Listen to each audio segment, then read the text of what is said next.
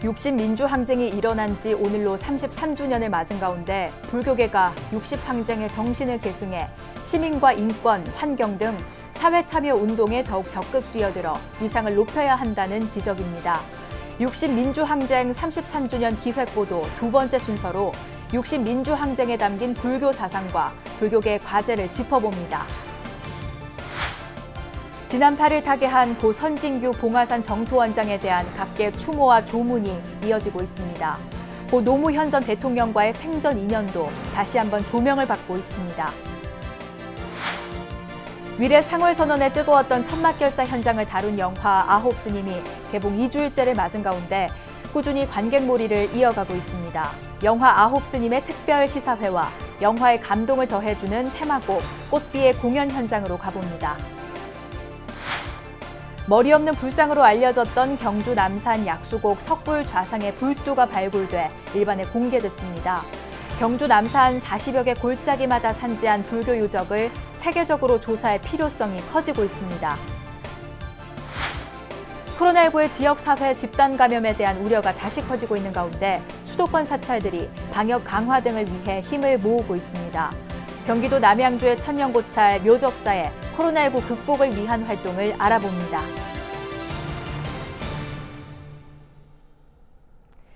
여러분 안녕하십니까? 6월 10일 수요일 BBS 뉴스입니다. 우리나라 민주주의의 분기점으로 평가받는 60민주항쟁은 중생의 고통을 내 아픔으로 여기는 불교의 동체 대비 발고열악 사상과 맥을 같이 하고 있습니다. 이 때문에 불교계가 60항쟁의 정신을 계승해 시민과 인권, 환경과 통일 등 사회 참여 운동에 더욱 적극 뛰어들어 위상을 높여야 한다는 지적이 높아지고 있습니다. 60민주항쟁 33주년 기획보도 오늘은 두 번째 순서로 60민주항쟁에 담긴 불교 사상과 불교계의 과제에 대해 배재수 기자가 취재했습니다. 1987년 서슬 푸른 군사독재 시절 21살 꿈 많고 순수했던 서울대학생 박종철 씨는 경찰의 가혹한 고문에 짧은 생을 마쳤습니다. 탁친이 억하고 죽었다는 당시 경찰 치안본부장의 수사 발표는 두고두고 독재 정권을 표현하는 관용어가 됐습니다. 그 학생이 겁이 잔뜩 질려가지고 조사관이 책상을 탁 치니 억하고. 시민 저항운동의 상징으로 평가받는 60민주항쟁은 33년의 세월이 흘렀지만 여전히 많은 이들의 가슴에 지워지지 않는 아픈 기억이자 교훈으로 남았습니다.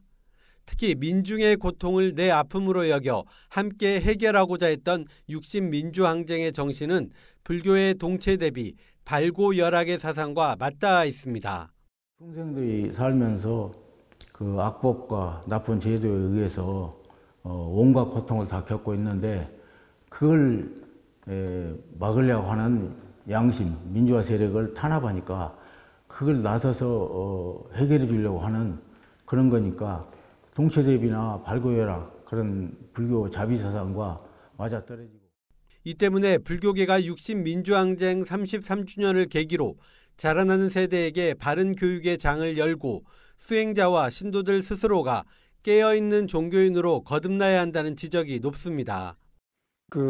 어떤 시대를 역행하는 그런 것에 대해서는 과감하게 저항을 해야죠. 예. 그래야만이 우리가 바라는 좋은 세상, 그런 세상 토양을 만들 수가 있지. 저항하지 않으면은 우리가 바라는 사회적 환경을 만들어갈 수가 없어요. 이와 함께 불자들의 현실 참여를 더욱 강화해 뛰어난 한두 명의 활동가가 아닌 전문성 강한 불교 인재들이 각종 시민운동에 참여하도록 독려해야 한다는 주장도 나옵니다. 사회운동과 조국 통일운동과 인권운동과 환경운동에 전문적인 역할을 할 수 있는 그러한 불교인이 되기를 간절히 바랍니다. 이곳은 60민주항쟁의 도화선이 됐던 박종철 열사가 물고문을 받다 숨진 옛 남영동 대공분실 자리입니다. 당시 독재와 부조리에 강하게 맞섰던 불교계의 선구적 투쟁은 여전히 진행형인 우리 사회의 민주화와 시민운동에도 더욱 강화돼야 한다는 목소리가 커지고 있습니다. BBS 뉴스 배재수입니다. 지난 8일 타계한 고 선진규 봉화산 정토원장에 대한 각계 추모와 조문이 이어지고 있는 가운데 문재인 대통령과 조계종 총무원장 원행 스님도 조화를 보내 제가불자에 큰 별이 진 것을 애도했습니다. 고 노무현 전 대통령과의 생전 인연도 다시 한번 조명을 받고 있습니다. 부산 BBS 박영록 기자가 보도합니다. 선진규 원장의 빈소가 차려진 김해 진영 전문 장례식장입니다. 고인의 뜻대로 자녀들이 소박한 장례를 준비했지만 고인을 추모하는 물결은 막을 수 없었습니다. 고 노무현 대통령과 함께 선진규 원장과 인연을 쌓았던 문재인 대통령도 조화를 보내 고인을 애도했습니다. 조계종 총무원장 원행 스님을 비롯해 불교계에서도 제가불자의 큰 별이 진 것을 안타까워했습니다.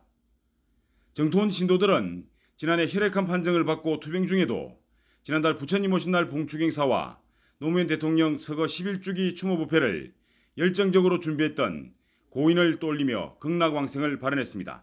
정말로 청렴결백하셨고 남을 위해서 한평생을 살다가 가신 부신이라고 보면 됩니다.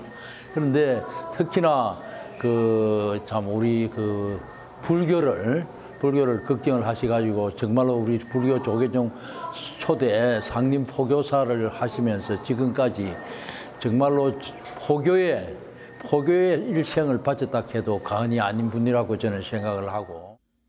아무랬던 시절 봉화산 정상에 홈이던 간음승상을 조성하며 새불교 농민운동을 주장했던 고인은 청소년 포교, 만해사상 실천 등 대사회적 활동을 통한 불교의 확장성을 강조했습니다. 이 경남이나 또 김해를 위해서 또 마지막 조항당 노인위원장으로서 정말 다방면의 인생 역정을 다 쏟아부었던 그런 분입니다.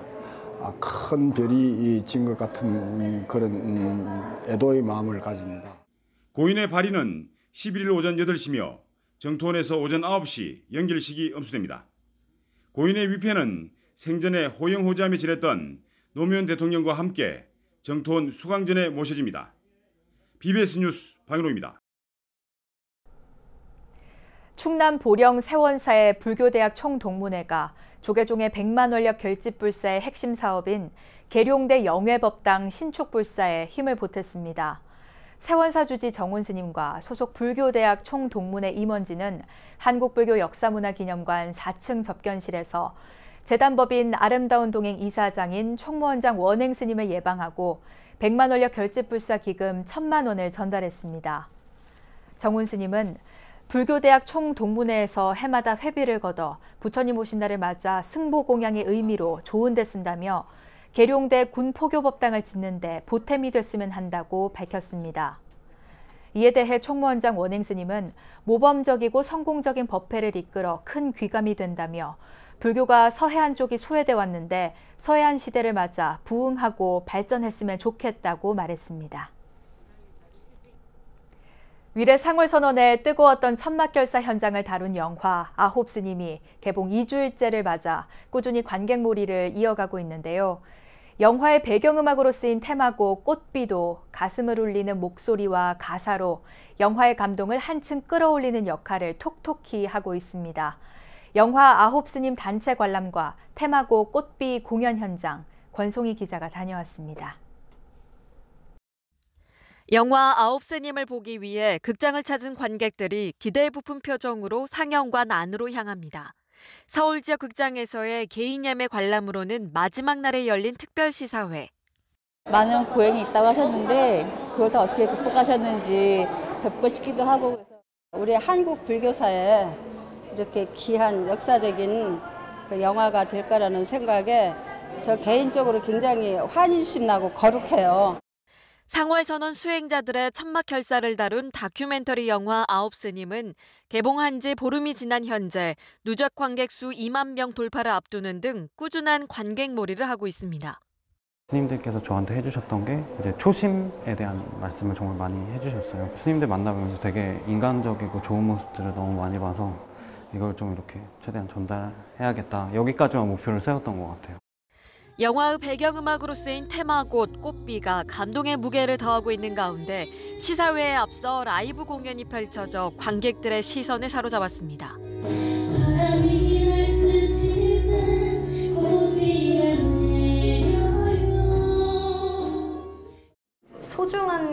소소한 것에 대한 감사함? 그런 것들을 다시 되돌아볼 수 있게 된 계기였던 것 같아요. 테마꽃 꽃비는 하루 14시간 이상 고행정진했던 아홉스님의 이야기를 마치 한 편의 시와 같은 가사 속에 담아 깊은 울림을 전하고 있습니다. 제가 이 노래를 듣자마자 눈물이 난 거예요. 그냥 뭐랄까 이렇게 가사를 나중에 들어보시면 알겠지만 가사가 되게 철학적이고 좋거든요. 특별시사회에는 상월선언 정진에 참여한 조계종 전 총무원장 자승스님 등이 참석해 의미를 더했습니다. 철저한 그런 무소유 정신에 의해서 수행을 하시는 모습이 감동을 주기 때문에 아홉스님들의 그런 수행으로 사회에 빛이 되고 사회에 희망을 주는 그런 불교로 거듭나기를 바랍니다. BBS 뉴스 권송입니다. 영화 아홉스님이 지난달 27일 개봉과 동시에 호평을 받고 있는 가운데 지리산 화엄사 4부 대중이 단체로 영화를 관람했습니다. 지리산 화엄사 대중스님들과 불자 등 50여 명은 광주광역시의 한 영화관에서 영화 아홉스님을 관람했습니다. 화엄사 대중들은 코로나19의 감염 예방을 위해 마스크 착용과 발열 체크, 손 소독, 좌석 거리 두기 등의 위생 수칙을 준수했습니다. 오는 11월 상월선언 시즌2 인도 만행결사에 앞서 조계종 전 총무원장 자승스님 등 예비 참가자들이 일주일간 국내에서 예비순례에 나섭니다.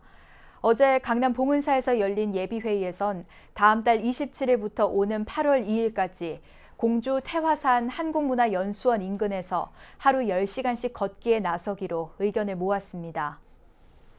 다음 달 국내 예비순례는 매일 새벽 4시부터 인도에서와 같은 방식으로 도보를 실시하고 오후에는 스님들 초청 강연을 통해 한국불교 중흥 방안도 함께 고민할 방침입니다. 상월선언 시즌2에는 현재 25명 정원 가운데 45명이 접수했고 특히 고령자도 참여 의사를 밝혀 이번 예비순례를 통해 인도에서 예상되는 시행착오를 줄인다는 계획입니다. 머리 없는 불상으로 알려졌던 경주 남산 약수곡 석불 좌상의 불두가 발굴돼 일반에 공개됐습니다. 경주 남산 40여 개 골짜기마다 산재한 불교 유적을 체계적으로 조사할 필요성이 커지고 있습니다. 대구 BBS 정민지 기자입니다. 경주 남산은 발길 닿는 곳마다 석불과 마애불, 석탑과 절터 흔적이 남아있는 신라인의 불국토입니다. 노천박물관이라고 할 만한 남산에서 최근 9세기 통일 신라 시대에 만들어진 온전한 불두가 발굴됐습니다. 약수 계곡에 방치돼 있던 석조 열애 자상의 머리 부분으로 불상의 원래 위치를 확인하기 위한 발굴 조사 과정에서 우연히 찾게 된 것입니다. 이번 석불두가 발견됨으로 인해서 그동안 비지정 문화재로 정해져 있던 석불좌상은 하나의 완전한 통일신라 시대의 석불좌상이 탄생하게 되었습니다. 이 석불좌상이 불두가 맞춰지면은 거의 보물급 불상이 탄생하게 되는 것입니다. 청와대 녹지원 석불좌상과 쌍둥이처럼 닮은 약수곡 불상은 일제강점기에 발행된 사료에도 머리 없는 불상으로 소개되어 있습니다. 남산 골골마다 130여 개에 달하는 불상이 있다고 알려져 있지만 대부분 불두가 없거나 형태가 온전하지 않습니다. 경주 남산에는 많은 입체 불상들이 있습니다. 그러나 동남산에 있는 미륵곡 석불좌상 외에는 모두가 머리가 떨어지거나 또 안면부가 마멸된 것이 많습니다만은 이번 불두 발굴을 통해 문화재적 가치가 높은 남산의 불교 유물과 유적을 보다 적극적으로 연구하고 정비해야 할 필요가 커지고 있습니다. 불교계는 특히 넘어진 채 온전한 형태를 유지하고 있는 열암곡 마애불을 바로 세우는 일 등에 역량을 모으고 있습니다.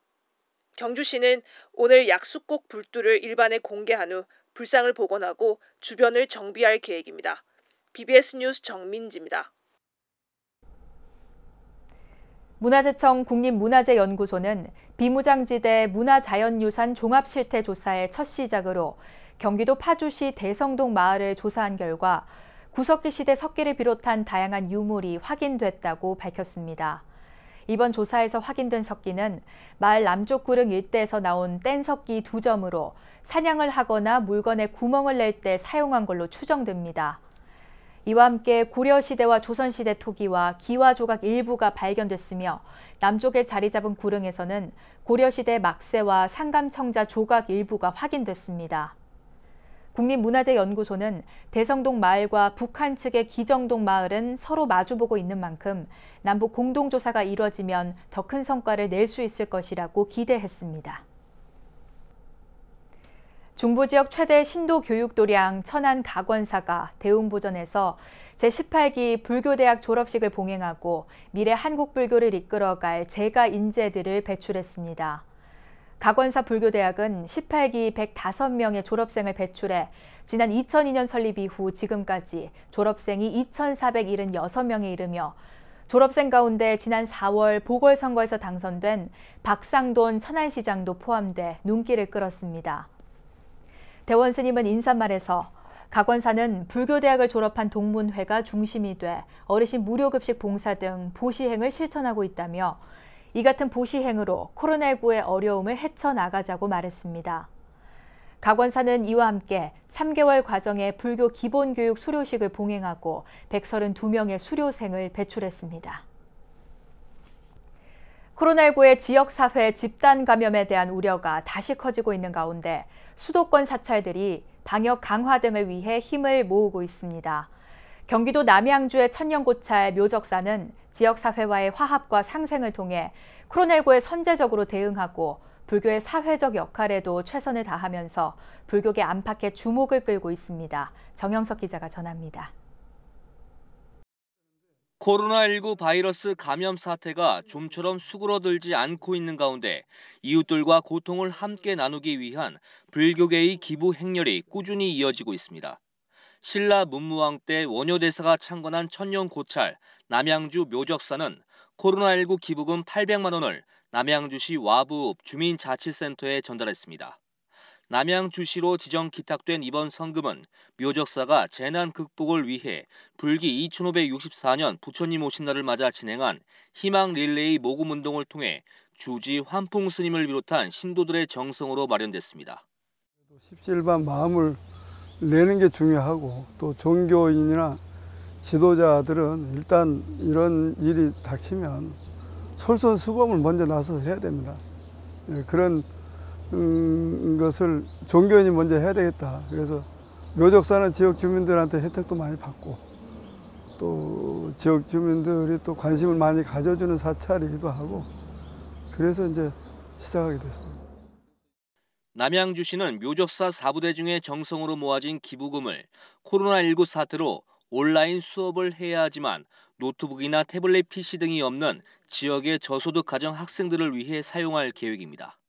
저희가 이제 착한 기부 10% 착한 기부 운동 해낸 부분이 사실은 이제 그 여러 사람이 이렇게 십시일반 이렇게 모아서 이제 어려운 사람들을 돕자는 그런 취지로 이제 진행이 된 건데 이렇게 또 주지스님께서 그냥 관심을 많이 가져주셔서 저희는 진짜 덧없이 감사드리고 고맙습니다. 묘적사는 불기 2564년 부처님 오신 날을 맞아 지난 4월 30일부터 한 달 동안 코로나19 극복과 치유를 위한 기도 정진을 진행했습니다.